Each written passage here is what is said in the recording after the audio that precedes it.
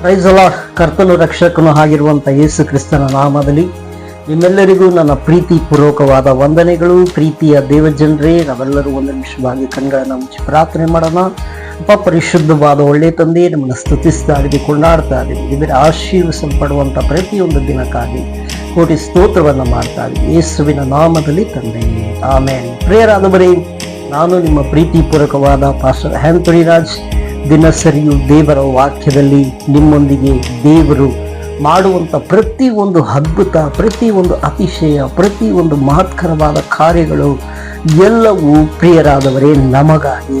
ಆದರೆ ಪ್ರಿಯರಾದವರೇ, ನಿಮ್ಮ ಕಾರ್ಯಗಳು, ನಿಮ್ಮ ವಿಷಯಗಳು, ನಿಮ್ಮ ಎಲ್ಲ ಅಗತ್ಯತೆಗಳನ್ನು ದೇವರು ಹೇಗೆ ಒದಗಿಸುತ್ತಾನೆ ಅಂದರೆ ನಮ್ಮ ಮೇಲೆ ಹಾತುಕೊಳ್ಳುವಂತನಾಗಿ ಇದ್ದಾರೆ. ದೇವರಿಗೆ ಸ್ತೋತ್ರವಾಗಲಿ. ನೀನು ಹೇಗೆ ನಮ್ಮ ಮೇಲೆ ಆತನ ಹಾತುಕೊಳ್ತಾನೆ ಅಂದರೆ, ನಾವು ಆತನನ್ನು ಹಾತುಕೊಂಡಿದ್ದೀವ, ನಾವು ಆತನನ್ನು ಭರವಸೆ ಉಳ್ಳವರಾಗಿದ್ದೀವ, ನಾನು ಆತನನ್ನು ಯಾವಾಗಲೂ ನನ್ನ ಭುಜಬಲವಾಗಿ ಮಾಡಿಕೊಂಡಿದ್ದೀನ ಎಂಬುದಾಗಿ ದೇವರು ನೋಡುವಂತನೂ ಆಗಿದ್ದಾನೆ. Praise the lord. ಅದಕ್ಕಾಗಿಯೇ ಪ್ರಿಯರಾದವರೇ, ಸತ್ಯವೇದದಲ್ಲಿ ವಾಕ್ಯ ಹೇಳುತ್ತದೆ, ನನ್ನ ಸಹಾಯವು ಎಲ್ಲಿಂದ ಬರುತ್ತದೆ? ಭೂಮಿ ಆಕಾಶಗಳನ್ನು ನಿರ್ಮಿಸಿದ ಯೆಹೋವನಿಂದಲೇ ಬರುವಂಥದ್ದು ಆಗಿದೆ. ದೇವರಿಗೆ ಸ್ತೋತ್ರ.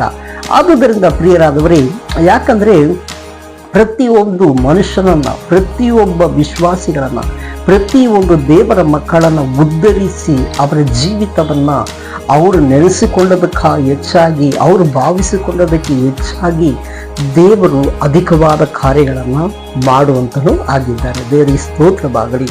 ಯಾಕೆಂದರೆ ಪ್ರಿಯರಾದವರೇ, ನೀವೆಲ್ಲರೂ ದೇವರ ದೃಷ್ಟಿಯಲ್ಲಿ ಏನಾಗಿದ್ದಾರೆ ಅಂದರೆ ಅಮೂಲ್ಯರಾಗಿದ್ದೀರಾ. ಆತನ ದೃಷ್ಟಿಯಲ್ಲಿ ನಿಮ್ಮ ಹಾಗೆ ಆತನು ಯಾರನ್ನು ಕೂಡ ನೋಡುವಂತನು ದೇವರು ಅಲ್ಲ. ದೇವರಿಗೆ ಸ್ತೋತ್ರವಾಗಲಿ. ಹಲ್ಲೆಲೂಯಾ. ಆದುದರಿಂದ ಪ್ರಿಯರಾದವರೇ, ವಾಕ್ಯ ಹೇಳ್ತದೆ, ಪ್ರತಿಯೊಬ್ಬೊಬ್ಬನು ನಂಬಿಕೆ ನೋಡಿ. ಒಂದು ವಾಕ್ಯವನ್ನು ಓದೋಣ ನೋಡಿ. ಇಬ್ರಿಯರಿಗೆ ಬರೆದ ಪತ್ರಿಕೆ 11ನೇ ಅಧ್ಯಾಯ ಅದರಲ್ಲಿ 6ನೇ ವಾಕ್ಯ ಹೇಗಿರುತ್ತದೆ? ಆದರೆ ನಂಬಿಕೆ ಇಲ್ಲದೆ ದೇವರನ್ನು ಮೆಚ್ಚಿಸುವುದು ಅಸಾಧ್ಯ. ದೇವರ ಬಳಿಗೆ ಬರುವನು ದೇವರಿದ್ದಾನೆ ಮತ್ತು ತನ್ನನ್ನು ಹುಡುಕುವವರಿಗೆ ಪ್ರತಿಫಲ ಕೊಡುತ್ತಾನೆ ಎಂದು ನಂಬುವುದು ಅವಶ್ಯವಾಗಿದೆ. ದೇವರಿಗೆ ಸ್ತೋತ್ರವಾಗಲಿ. ನಿಮಗೆ ಪ್ರತಿಫಲವನ್ನು ಕೊಡುವಂಥ ದೇವರು ಯಾರಾಗಿದ್ದಾರೆ ಅಂದರೆ ಆತನೊಬ್ಬನೇ. ಯಾಕಂದರೆ ಪ್ರಿಯರಾದವರೇ, ಪ್ರತಿಫಲ, ಆಶೀರ್ವಾದಗಳು ಇವುಗಳೆಲ್ಲವೂ ಎಲ್ಲಿಂದ ಬರ್ತದೆ ಅಂದರೆ ದೇವರ ಬಳಿಯಿಂದ ಬರುವಂಥದ್ದಾಗಿದೆ.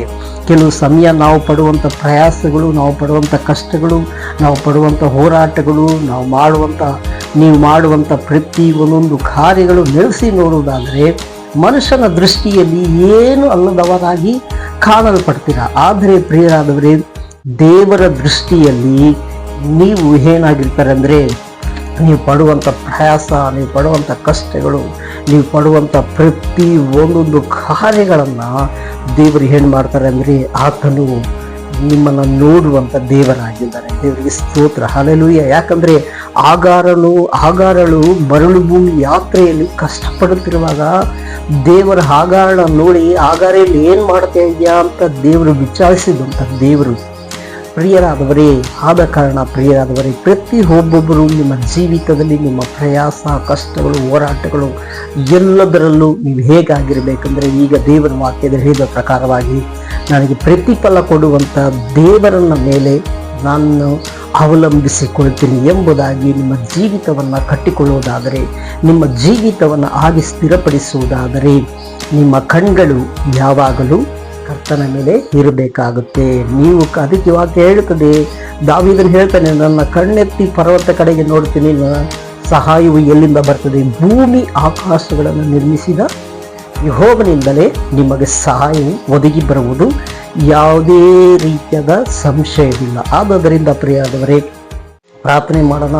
ದೇವರು ನಿಮ್ಮ ಪ್ರತಿಯೊಬ್ಬರ ಜೀವಿತದಲ್ಲಿ ಆತನ ಮೇಲಾದ ಅತಿಶಯಗಳನ್ನು, ಅದ್ಭುತಗಳನ್ನು ಮಾಡುವಂತೆ ಕರ್ತನು ತಾನೇ ನಿಮಗೆ ಸಹಾಯಗಳನ್ನು ಮಾಡಬೇಕು. ತನ್ನ ಸಹಾಯದ ಹಸ್ತಗಳನ್ನು ಇನ್ನೂ ಹೆಚ್ಚಾಗಿ ಚಾಚಿ ನಿಮ್ಮನ್ನು ಆಶೀರ್ವದಿಸುವಂತೆ ಪ್ರಾರ್ಥನೆ ಮಾಡೋಣ.